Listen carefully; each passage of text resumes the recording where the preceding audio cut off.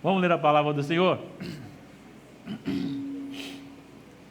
Gênesis 22, 1 a 19. O texto é longo, a palavra de Deus vale mais do que a minha explicação. Então vamos para o texto. O texto é mais importante, não é isso?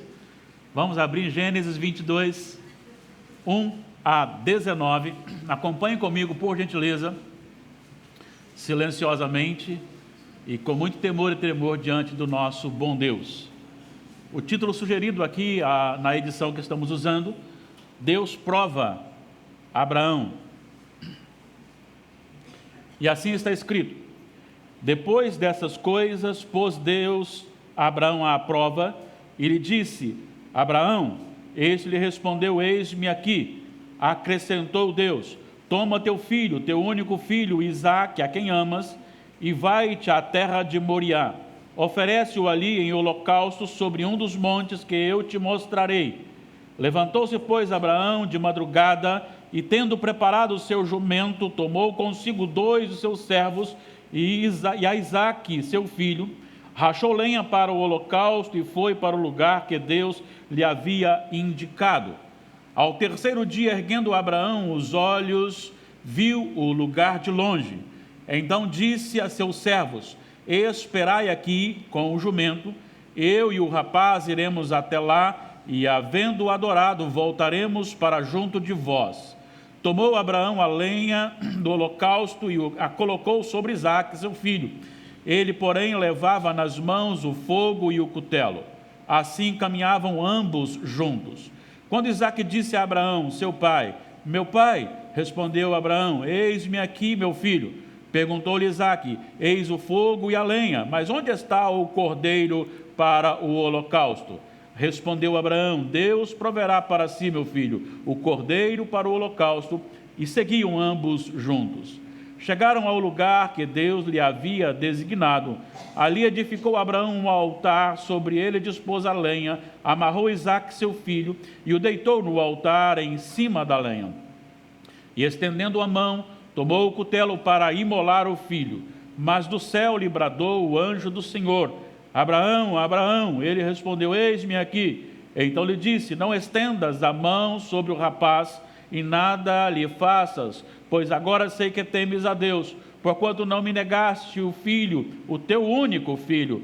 Tendo Abraão erguido os olhos, viu atrás de si um carneiro preso pelos chifres entre os arbustos. Tomou Abraão o carneiro e o ofereceu em holocausto em lugar de seu filho. E pôs Abraão por nome aquele lugar: o Senhor proverá. Daí dizer-se até o dia de hoje: no monte do Senhor se proverá.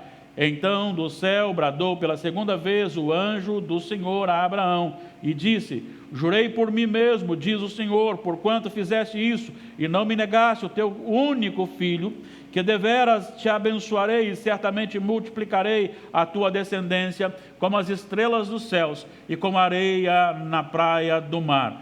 A tua descendência possuirá a cidade dos seus inimigos. Nela serão benditas todas as nações da terra, porquanto obedeceste a minha voz. Então voltou Abraão aos seus servos e juntos foram para Berseba, onde fixou residência.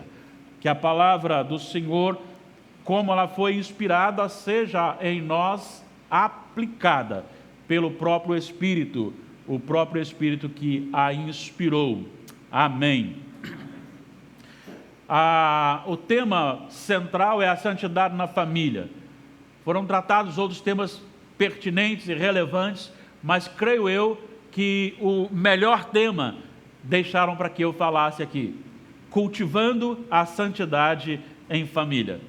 E é interessante observar algumas coisas para a gente entender a essência disso: cultivar a santidade de Deus em família.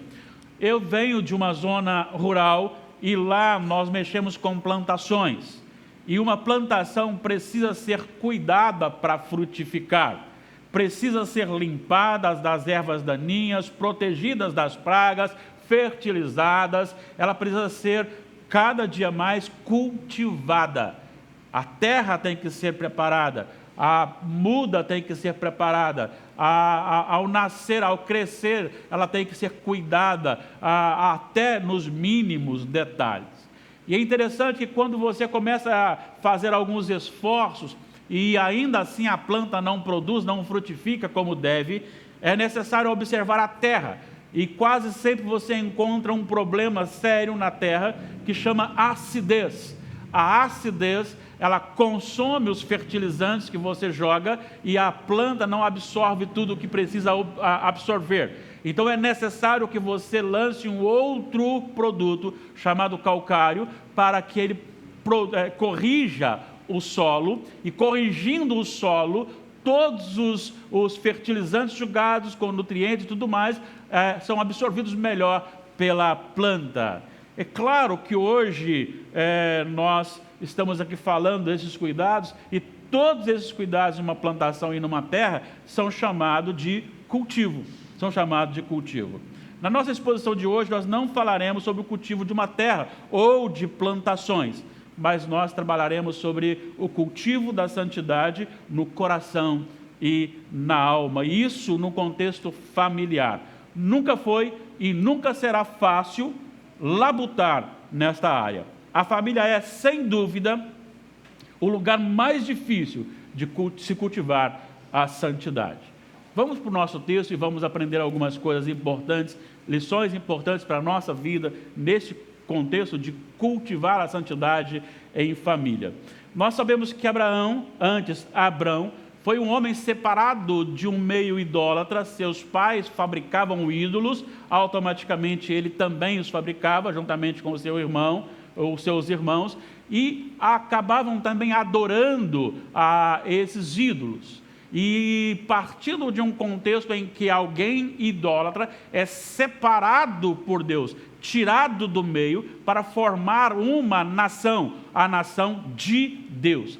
Eu gosto sempre de frisar que Deus não escolheu uma nação dentre as nações. Ele fez uma nação para si, partindo de Abraão e Sara. E a promessa no seu chamado, ele tinha possivelmente 75 anos, quando ele foi chamado para a obra missionária de formar esse povo, o povo de Deus, era que a partir dele e Sara, a terra seria povoada e as nações seriam abençoadas com o nascimento do Messias.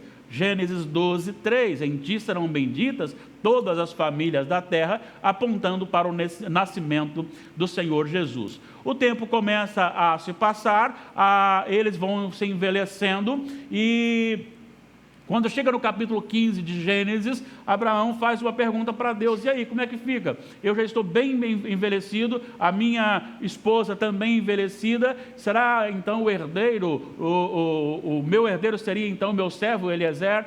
E o Senhor o chama para fora de novo, é à noite, ele mostra as estrelas do céu, e diz: assim como as estrelas do céu, assim será a sua descendência, e também as areias do mar, você não poderá contar. E ali Deus sela a sua aliança, num momento de sacrifício e de manifestação do Senhor. No entanto, ainda assim, Abraão e Sara erram, a fé é pouca, e eles então tomam uma iniciativa não de Deus. Então Sara propõe para que ele fique com a sua concubina, para que a sua concubina gerasse por ela um filho a Abraão, e nasce então Ismael, e não é ali a promessa de Deus, e Deus o repreende por isso. E só aos 100 anos, Abraão e Sara, aos 90 anos, é que nasce o filho do casal. Deus espera acabar todas as possibilidades. Deus encerra todas as possibilidades para então fazer nascer o filho da promessa. E aí sim, aí Sara olha e diz: vou colocar Isaac, porque afinal é o sorriso nos meus lábios, a minha face se alegra. Deus olhou para mim e Deus me abençoou, e agora ela está feliz. Abraão está feliz também com a sua descendência. Abraão está feliz com a promessa do Senhor sendo cumprida ali na sua vida. E de repente, o que acontece? O Senhor chega para ele e diz: eu quero que você faça comigo um teste muito especial. E talvez ele tenha até pensado inicialmente, tirar de letra, né? Afinal, tanto tempo da presença de Deus, tantas coisas acontecendo, o que é mais alguns cordeiros, alguns cabritos que podemos oferecer ao Senhor? Só que de repente o Senhor vira para ele e diz: eu quero Isaque, eu quero seu filho. Eu fico imaginando o coração de Abraão. Eu não sei se ele chegou a conversar isso com Sara. Possivelmente até tenha, a Bíblia não diz, estou apenas conjecturando. Eu fico imaginando o coração apertado daquele homem, o filho da promessa, o filho da sua idade já avançada, a sua velhice, o filho com a esposa que era estéril, o filho que havia uma promessa para ele. E é neste contexto que ele é chamado para testar a sua fé. Esse chamado não foi feito para Sara, esse chamado não foi feito para Isaque, esse chamado foi feito para Abraão. O desafio foi para Abraão. E eu quero então dizer para vocês a razão disso. É que Deus trata com um representante. E o representante então representa automaticamente os demais da família. As decisões de Abraão são as decisões da família. Abraão assume a responsabilidade de liderança espiritual da sua casa, por isso Deus trata com ele, assim como Deus quer tratar com você que já é casado, já é pai, você que ainda não é pai, você que está querendo se casar, Deus quer tratar com você aqui nesta noite. E você que é esposa, ou que será esposa, Deus quer preparar você para ser uma auxiliadora de um líder também temente a Deus e compromissado com Ele. E eu quero então, pensando na questão de cultivar a santidade em família, para que isso aconteça, pensando na liderança, na representatividade na família, é preciso deixar claro na família quem é o Senhor da sua família. Qual posição, qual lugar Deus atua ou qual lugar Deus representa dentro da sua família. Ele é o Senhor. Abraão deixa isso muito claro. Abraão aqui, eu não vejo nada que ele pudesse chegar para Sara, e aí, nós vamos obedecer ao Senhor ou não? Ele não pergunta para Sara se deve ou não obedecer ao Senhor, porque na visão dele, e naquilo que Sara e o próprio Isaque, e todos aqueles que estavam ali com ele como familiares, sabiam, o Senhor era o Senhor da vida e da família de Abraão. E quando é o Senhor manda e o servo obedece. E de repente ouve-se a voz: traga, ofereça, eu quero o teu filho como sacrifício a mim. Como disse no início, na abertura, possivelmente o coração dele tenha desfalecido. Ele tenha chorado, quem sabe. Ele tenha até questionado, quem sabe. Mas ele toma uma decisão.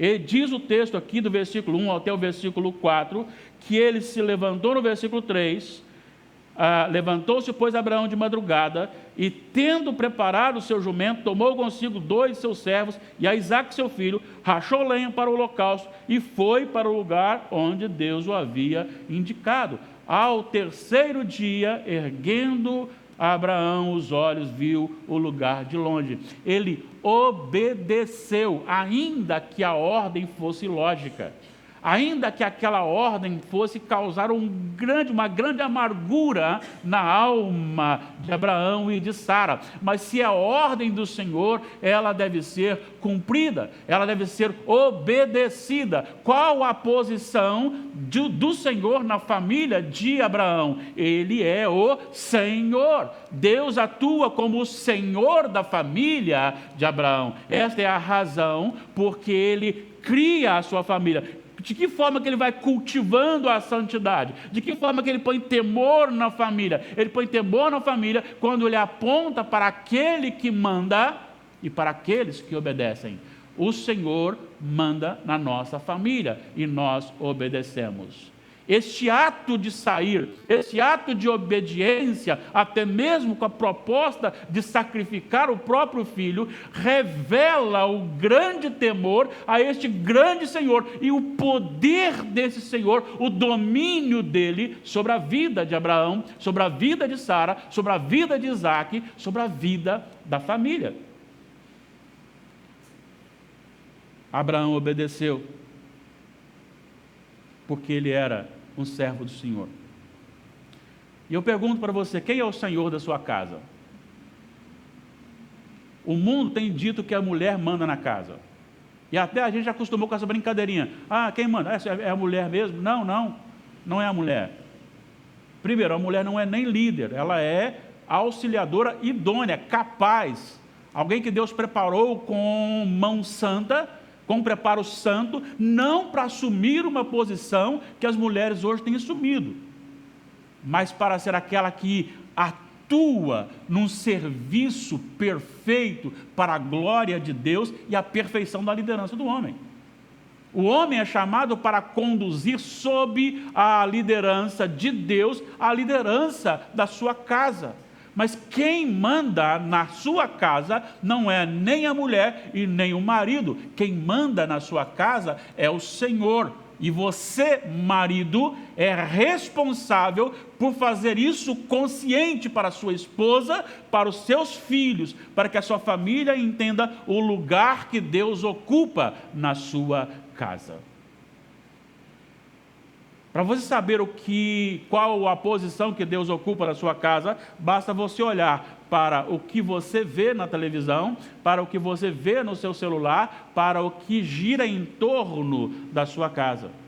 Se o assunto é a mão poderosa de Deus, se o assunto é a glória de Deus, se o assunto é a edificação de vidas, se isso gira mais na sua vida, o tempo na sua família, então significa que o Senhor, há evidência que o Senhor está liderando a sua casa. Agora, se você pensa apenas em coisas materiais, se você está fugindo do conceito de Deus e deixando que o mundanismo toma a sua casa, nós vimos aqui, eu não sei hoje de manhã, porque eu não pude estar aqui infelizmente, mas nas duas palavras da semana, nós tivemos aqui referente à criação de filhos, a visão da criação de filhos, e que o mundo deturpou e acabou colocando no coração dos casais que são do Senhor. A sede por dinheiro,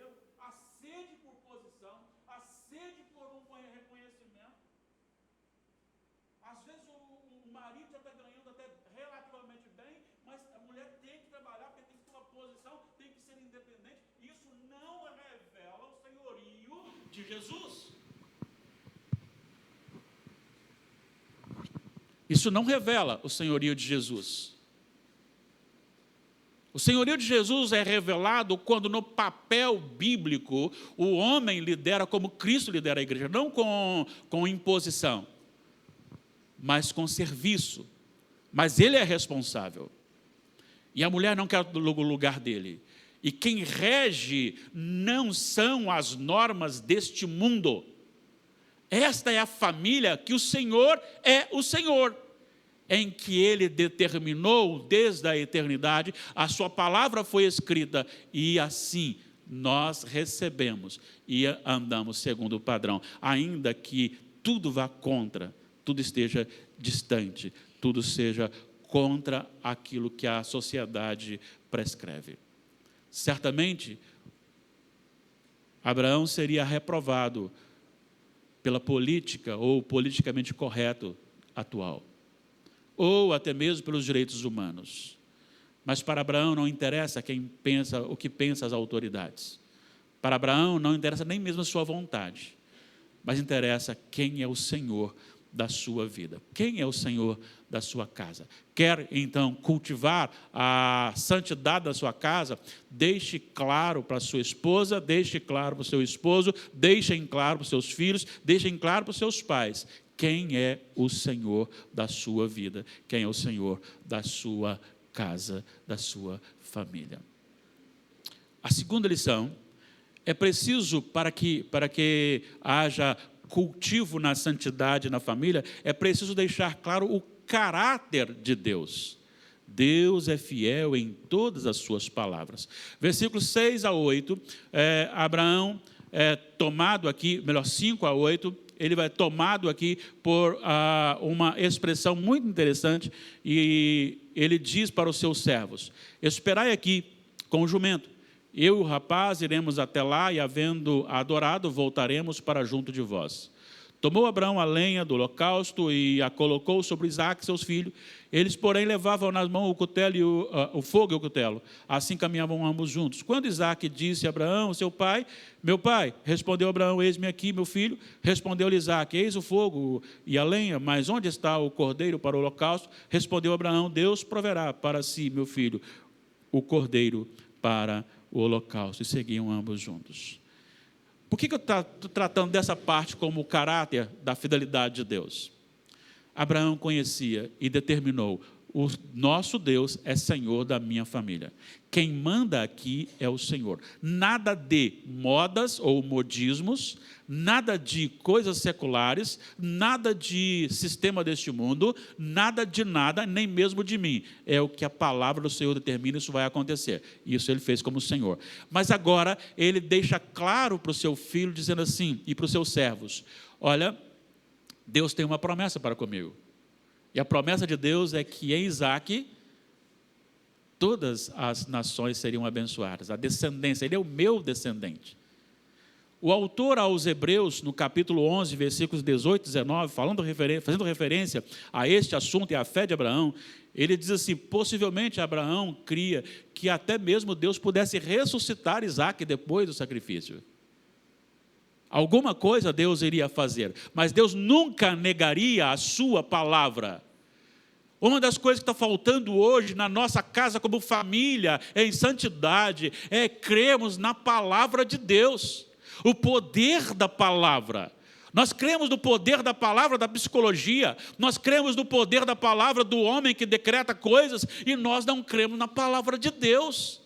Ela é viva e eficaz, ela é mais cortante que qualquer espada de 2 gumes, ela penetra até o ponto de dividir alma e espírito, juntas e medulas, ela é capaz de discernir os pensamentos e propósitos do coração. A palavra de Deus é viva, a palavra de Deus é cortante, a palavra de Deus é espada, a palavra de Deus é escudo, a palavra de Deus é poderosa. Se você não colocar isso na cabeça da sua família, não terá cultivo de santidade. Eu me santifico à medida que creio, à medida que participo da fidelidade do Senhor. O Salmo 145, versículo 13, diz que o teu reino é por todos os séculos, o teu domínio subsiste por todas as gerações. O Senhor é fiel em todas as suas palavras e santo em todas as suas obras, em todos os seus feitos. Eu só não posso acreditar em profetada. Aqueles homens e mulheres que se levantam dizendo, eis que o Senhor está dizendo, eis que o Senhor está dizendo. Se isso não estiver na palavra, não posso crer, mas na palavra eu posso crer. Aquilo que o Senhor promete, Ele cumpre. E eu tenho que saber que Deus é fiel a Ele mesmo. Olha a expressão que Ele usa no final, no versículo 15, Ele diz, então do céu bradou pela segunda vez o anjo do Senhor Abraão, e disse, no versículo 16, jurei por mim mesmo. Ele não pode jurar por Davi, ele não pode jurar por Abraão, ele não pode jurar por Israel, ele não pode jurar por Moisés, ele não pode jurar por mais ninguém, porque todas as coisas foram criadas, ele é a autoridade máxima, ele é a causa não causada, ele é o início de tudo, ele é a fonte da vida, ele é o Todo-Poderoso, ele se assenta sobre a redondeza da terra, ele governa a sua história, os detalhes da sua vida, então não tem ninguém para ser comparado a ele, por isso ele jura por si mesmo, a ele mesmo, ele é a autoridade máxima sobre todas as coisas, ele não deixará de maneira alguma a sua palavra cair por terra. Nós precisamos crer e fazer crer que o Senhor tem todo o poder, toda a autoridade, e o Senhor proverá. O Senhor proverá. A resposta de Abraão é justamente para Isaque, o Deus que eu creio é o Deus poderoso. A informação dele para os servos é, o Deus que eu creio é um Deus poderoso. E ele prometeu, e ele fará. Como fará? Não sei, mas ele fará. O problema é que muitas vezes nós perdemos isso. Deus age independentemente da lógica. e faz cumprir suas promessas da melhor maneira possível, quando você nem imagina, a maneira como você nem imagina. Deus levanta pessoas que não têm nada a ver com você, para fazer cumprir em você aquilo que Ele prometeu, o seu cuidar, a sua assistência. Deus levanta aquele que não tem, para dar para aquele que tem. Deus levanta uma viúva para dar tudo o que ela tem como oferta no gasofilácio da igreja, da sinagoga. Deus levanta aquele que é mais fraco para ajudar o mais forte. Não interessa, é Deus que age. É Deus que age. E Ele faz cumprir. Não se preocupe, se Ele prometeu, Ele cumprirá. Agora tome cuidado, novamente, tome cuidado. Não creia em nada que não esteja alicerçado nas Escrituras Sagradas. Deus é fiel. Nos momentos mais difíceis da vida, pense comigo, são os momentos que nós temos que realmente provar se somos de fé ou não, se cremos na fidelidade de Deus ou não. É fácil falar sobre a grandeza de Deus quando tudo está dando certo. É fácil falar da grandeza de Deus quando eu me sinto um vitorioso sobre os outros. Todo mundo fica doente, eu não fico doente. Todo mundo tem dificuldades financeiras, eu não tenho dificuldade financeira. Todo mundo tem problema no emprego, eu estou prosperando no emprego. Todo mundo tem problema na empresa, a minha empresa está crescendo. O bebê nasceu, está chorando com cólica, lá em casa não chora com cólica. Aí é fácil. Mas quando as coisas começam a dar errado, repito aqui as palavras e eu faço coro com elas do reverendo Augusto Nicodemos. A verdadeira espiritualidade é demonstrada quando você pede alguma coisa e Deus não lhe atende e você ainda assim continua firme com o Senhor. Essa é a verdadeira espiritualidade. Você precisa aprender a crer no Senhor. E a palavra do Senhor não é promessa para aqui e para agora, embora também as tenha. Mas a vitória garantida para a sua família é justamente para a eternidade. Agora, você não pode querer que o Senhor lhe dê filhos para o céu, se você não os educa para o céu. Você não pode querer que seu filho creia no Senhor, se você mesmo não acredita no Senhor. Quer dar uma ajudinha? Quer dar uma ajudinha? Lembre-se, precisamos caminhar no caminho do Senhor, ainda que não possamos ver nada, ainda que não enxerguemos nada, apenas caminhar. Eu estou dizendo aqui agora para você, porque você é chamado para formar a sua família num mundo avesso, de ponta cabeça, um mundo que odeia Jesus, um mundo que diz que a maneira de educar o filho é o Estado que tem que determinar. A maneira que você educar o seu filho é que ele não pode ser encaminhado num segmento. Ele tem que tomar por si só decisões orientadas pelo Estado. Inclusive se ele quer ser menino ou se quer ser menina. Vivemos um tempo em que o homem é demonizado. O homem não presta para nada. Ouvi certa vez alguém falando assim: o que lhe incomoda no seu marido? A mulher disse: respirar. Só dele respirar me incomoda. Por quê? Porque a massa está dizendo: o homem é um demônio. Assim como há tempos também a mulher foi tratada como objeto. Em algumas culturas ainda o são. Mas na palavra de Deus não existe isso. As mulheres são obras-primas de Deus, assim como os homens também são obras-primas de Deus. E criados para a glória de Deus. E nós precisamos resgatar isto. Você precisa caminhar na contramão. E saber que Deus sustentará a sua casa, sustentará a sua família. Não importa se o mundo está dizendo para a sua filha que ela precisa ter relações sexuais antes do tempo, antes de ser casada. Não importa se a sociedade diz que o seu filho é liberado para fazer isto. O Senhor da sua família disse não. E Ele disse que vai sustentar a sua família. Então eduque o seu filho para a glória de Deus e saiba que o Senhor lhe sustentará nesta caminhada. O Senhor lhe conduzirá nesta caminhada. O Senhor o levará nesta caminhada. Ele fará o que for necessário. da maneira como Ele quer, soberanamente, para conduzir a sua vida. O Senhor é o Senhor da sua casa. Segundo, você tem demonstrado que você crê que o Senhor é fiel. Você tem falado assim: homem da casa, o negócio está feio. Tem lá na conta bancária lá R$10. A conta do mês está chegando. E a esposa olha para você e diz assim: e agora? O que você tem feito? Se você for um homem de Deus, você fala assim: deixa que no Senhor eu resolvo. Você é o líder, você é o responsável. Não vai sacrificar sua esposa, não. Deixa que eu resolvo. Deixa que eu resolvo. Confie no Senhor. O Senhor disse que não deixará você mendigar o pão, porque você é filho dele. Ele não está falando que vai dar os melhores restaurantes, ele não está falando que vai dar para você aquilo que despensas cheias, mas ele está dizendo que vai sustentar você. Agora, ele está falando também, se você comprar exageradamente, sem prudência, ele vai pagar a sua conta. Não, não é isso também não. Certa feita, numa reunião de oração, uma irmã foi lá e contou assim, uma experiência.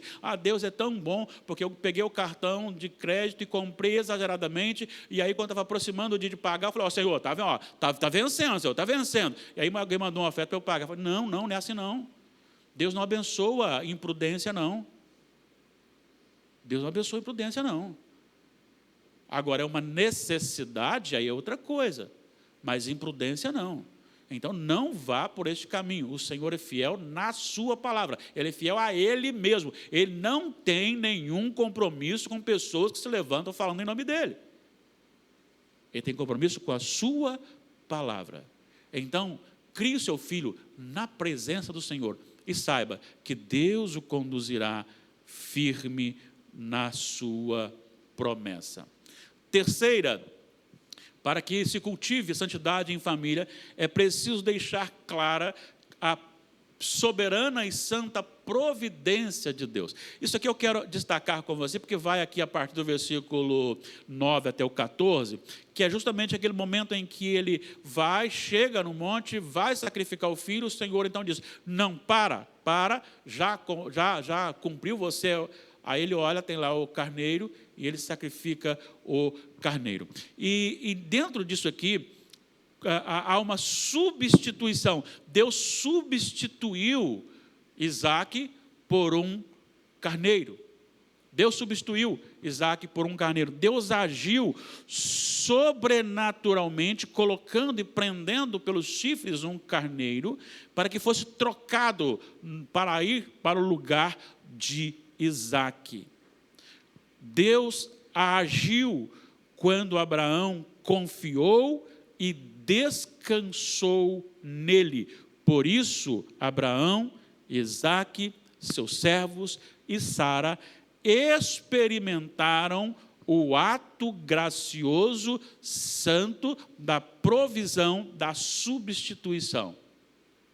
Eu quero que você pare comigo agora aqui, porque eu quero já trazer para a nossa vida isso, porque os homens como Abraão, que obtiveram grandes experiências de Deus na vida, foram aqueles que se lançaram tanto no senhorio, em obediência, como naqueles que creram na fidelidade. Você não pode participar do sobrenatural se você não deixa Deus agir, se você quer agir, se você acha que você é capaz de agir. O que eu estou chamando, para que você entenda, que Deus age com soberana, santa providência. Ele age para resolver os seus problemas. Não se assuste, Deus faz isto. Conta-se que o contrabandista de Deus, que levava a Bíblia para a cortina de ferro, ele com o fusquinha lotado de Bíblia, foi parado. E aí, o que você está levando? Estou levando umas Bíblias. E quando o moço abriu lá, disse o que tem aí? Tem aqui umas caixas de tomate. Aí o cara mandou fechar o carro, mandou passar. Mas ele não mentiu, ele falou que tinha Bíblia. Mas o soldado viu o tomate. Aí você fala: isso não existe não. Isso não existe porque você não está junto com ele. Porque você não está com Deus como ele estava. Porque você não creu como ele creu. Porque você não participou como ele participou. Deus não vai manifestar a experiência da sua vida, da sua família, se você continuar agindo como Deus, sendo igual a você e não sendo Senhor da sua família. Deus não vai ministrar a experiência da sua família enquanto você não fazer sabido na sua casa a fidelidade do Senhor. Deus não vai fazer experiência da sua vida, da sua família, enquanto você conduzir a sua casa como se você fosse o dono. Viva na dependência do Senhor, creia no Senhor e experimente do Senhor. Abraão creu, Abraão declarou o Senhor, obedeceu, creu, obedeceu e recebeu a experiência. Agora, ele não está falando aqui de coisas materiais. Aqui foi até uma bênção maravilhosa no material. Mas tem outras experiências que não. Por exemplo, Tiago passou o fio da espada, ele era crente. O próprio Estevão foi apedrejado, ele era crente. E por fidelidade a Deus. Agora, Estevão viu a glória de Deus. E o problema nosso é que nós estamos criando nosso filho para ver a glória do mundo. Nós queremos torná-los médicos, queremos torná-los doutores, queremos torná-los famosos, queremos tornar... Nada contra isso também, mas isso não pode ser o primário na sua vida. Você precisa criar seus filhos para ter experiência com Deus e parar de olhar só para Davi, só para Abraão, só para Isaac, porque não dá para você falar assim, Deus agiu no passado, Deus agiu no passado, e agora? E na sua casa?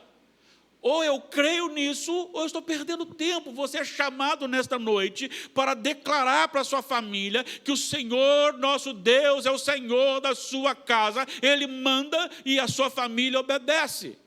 Você é chamado para dizer para a sua família, pode confiar, porque o Senhor é fiel. O que Ele prometeu, Ele cumprirá.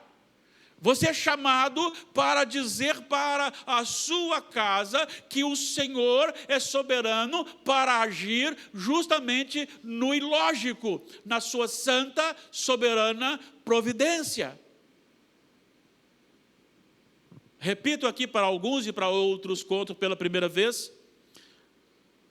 Ronaldo Lidório conta isso mais uma vez e falou para a gente no seminário, que ele chegou numa das tribos da Amazônia e ele mapeou, tinha uma tribo lá que não contactada, e ele então arrumou um guia, eles entraram 4 dias mata dentro, e ele todo bem preparado, o guia também, e quando chegaram lá, a tribo estava limpando o lugar para o culto. Aí, mas como assim culto? Se ninguém que esteve aqui, ninguém... E aí então foi ver, não, o seu João chegou aqui há tantos anos e nós somos cristãos, e tem outras tribos cristãs também. E aí o Ronaldo quis conhecer o seu João. E chegando lá, um casebrezinho sobre o riacho, olhou assim, aquelas paredes furadas, e viu um homem lá com a camisa rasgada, com a Bíblia velha, ali lendo, e ele chegou, e quando ele chegou, aquele moço ficou emocionado, porque tinha chegado um missionário, e aí o Ronaldo pensa assim, fala assim, eu não sei quem era o verdadeiro missionário, porque se eu, todo aparentado, ou ele, que foi para lá sem nada. E o seu João estava lá, membro da Igreja Assembleia de Deus. Ele ouviu, converteu e ouviu assim, tem que pregar onde Jesus ainda não foi pregado. Aí foi para um lugar aí, chegou lá, tinha igreja. Falou, aqui não é. Aí foi para frente, aqui também tinha. Pegou um barcozinho com a família, foi entrando mata dentro até achar essa tribo. E aí então ele disse, mas seu João, é muito bonito, mas e os filhos? E os filhos? Escola. E o seu João disse para o Ronaldo Lidório o seguinte, meu irmão, os meus filhos são os homens mais ricos deste mundo. E aí o Ronaldo brinca assim, será que eles acharam alguma pepita aqui, né? Acharam um lugar de ouro aqui? Aí ele fala, porque eles experimentaram o mover soberano de Deus na conversão de várias tribos. Eles viram o poder de Deus na vida de pessoas. Seu João é o mais rico que eu conheço. Acho que eu já ouvi falar, um dos mais ricos que eu já ouvi falar. Por que você não tem experiência para contar na sua casa? Se você não tem, é porque você e eu estamos com deficiência diante do senhorio de Cristo e diante daquilo que nós cremos na sua fidelidade e na sua providência. Você quer que seu filho seja alguém de experiência?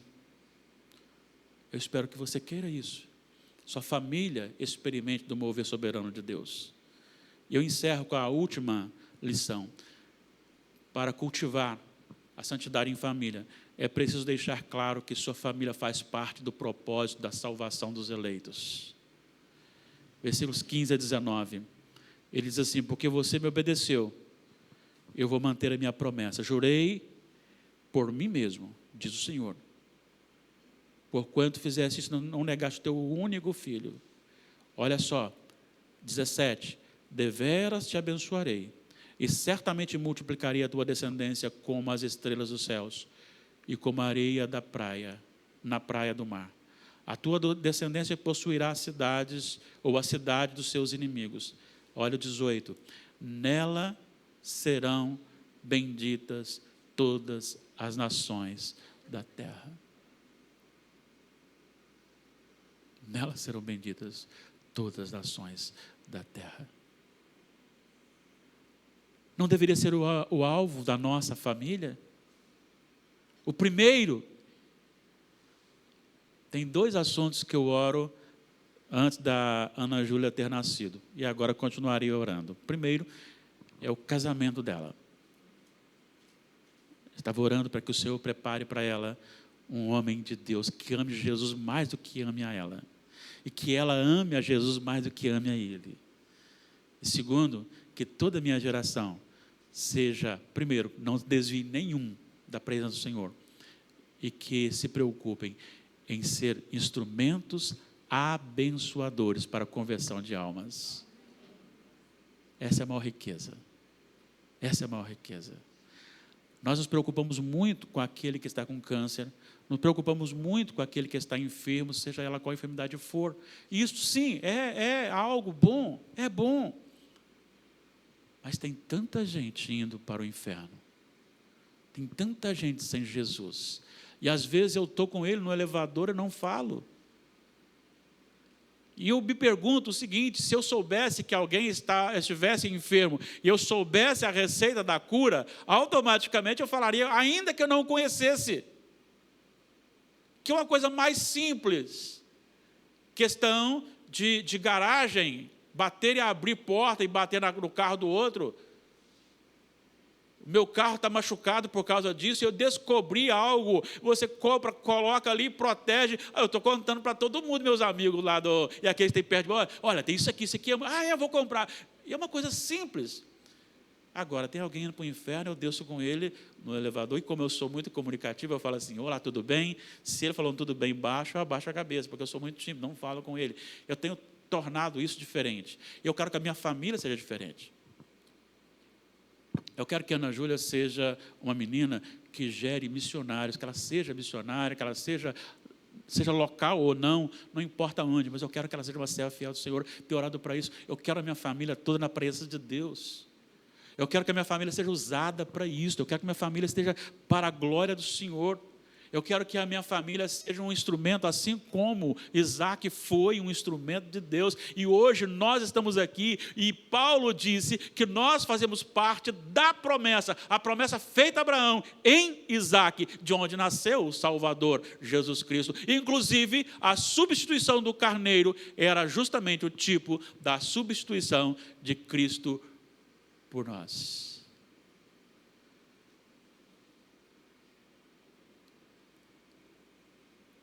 A minha família precisa saber que ela existe para a glória de Deus. Ela tem que saber isso, mas tem que saber isso primeiro por mim.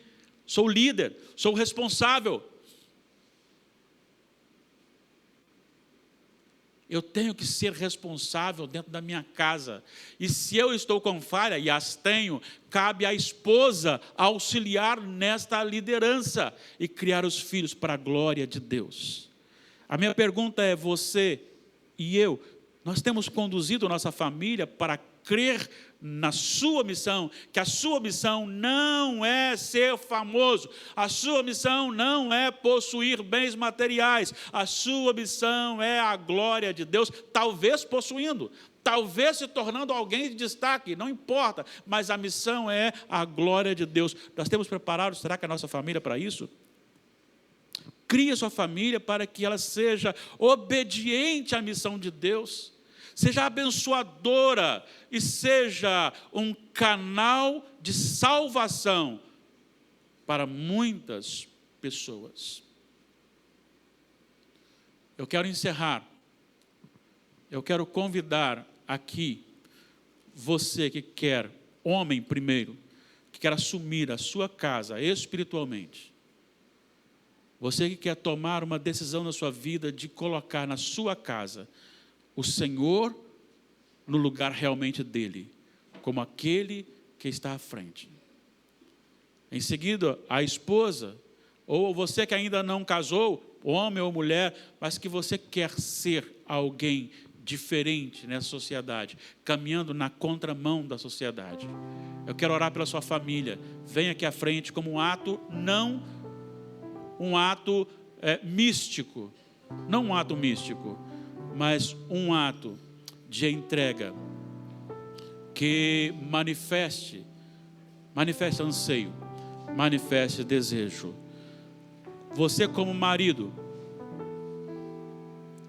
você seria aprovado na missão de marido como foi Abraão? Você, esposa, você seria aprovada como Sara, como esposa de alguém no Senhor? Os maiores erros são cometidos pelos melhores crentes. E a responsabilidade da falha, inclusive da nossa esposa, a responsabilidade, não a culpa, é nossa. E talvez o marido não esteja bem, porque também a esposa não está cumprindo bem o seu papel de auxiliadora. Eu quero neste momento dizer o seguinte para você: coloque na sua casa que quem é o Senhor da sua casa, da sua família, é o Senhor Deus. E se Ele é o Senhor, esta palavra tem que dirigir a sua casa, esta palavra tem que dirigir a sua vida, em nome de Jesus. Se há alguém ainda aqui que não entregou o seu coração ao Senhor Jesus para ser para conduzir a sua família, hoje é o momento de você se voltar para o Senhor, clamar ao Senhor, pedir ao Senhor, mesmo que o mundo lhe condene pela sua decisão, desde que ela seja tomada pelas Escrituras Sagradas, mantenha-se firme, creia que o Senhor promete recompensa. Então comece a orar por aquele filho que está desviado, comece a orar pela esposa que está desviada, comece a orar pelo marido que está desviado. Creia que o Senhor pode dar e recompensar. Eu quero que você saia daqui hoje transformado, não pela minha palavra, mas pela palavra de Deus. Eu quero que você tome uma decisão a partir de hoje, deixar que a Bíblia Sagrada, as Escrituras Sagradas, conduzam, norteiem, dirijam a sua vida e a sua família. Cultive a santidade dentro da sua casa. Coloque o Senhor no lugar dele, como Senhor da sua casa. Faça sua família consciente de que o Senhor é fiel, Ele prometeu, Ele cumpre. Conduza a sua família a crer que Ele age soberana, santa e providencialmente. Não importa o que Ele vai fazer, não importa como Ele vai fazer, mas aquilo que Ele tem para fazer, Ele vai fazer. Talvez o coração esteja endurecido, mas o Senhor pode quebrar o coração. Talvez o problema parece insolúvel, mas o Senhor pode resolver o problema. O Senhor levou até as últimas consequências. E quando chegou no momento do sacrifício, Ele disse: epa, para, já sei que você me obedece. Já providenciei um substituto. Jesus nos substituiu na cruz e Ele quer nos dar essa experiência com Ele. Mas eu só experimentarei do Senhor, só terei experiência com o Senhor, se eu mergulhar com todo o meu coração no Senhor. Nada do mundo que seja contra as Escrituras norteará a minha vida a partir de hoje. Fale isso com o Senhor. Fale isso com o Senhor silenciosamente. Coloque o seu problema, o seu anseio. Talvez você tenha filhos que estão fora, ou irmãos, ou pais, ou amigos. Coloque na presença do Senhor, creia. O Senhor pode dar um novo coração. O Senhor pode dar um novo coração. Ele pode dar uma nova natureza. Ele pode tirar o coração de pedra e colocar um coração de carne.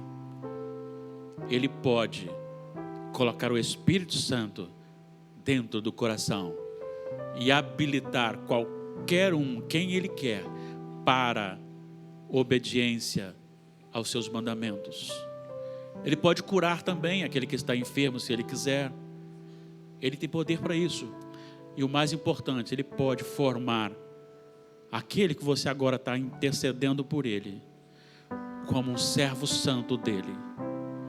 Ele pode tirar esse seu filho, esse seu esposo, essa sua esposa, esse seu amigo, esse seu familiar, da idolatria, como Ele tirou Abraão, e fazer dele um instrumento abençoador. Em ti serão benditas todas as famílias da terra. Você só terá a experiência de Deus na vida se você mergulhar com todo o seu coração na presença de Deus, em submissão a Ele.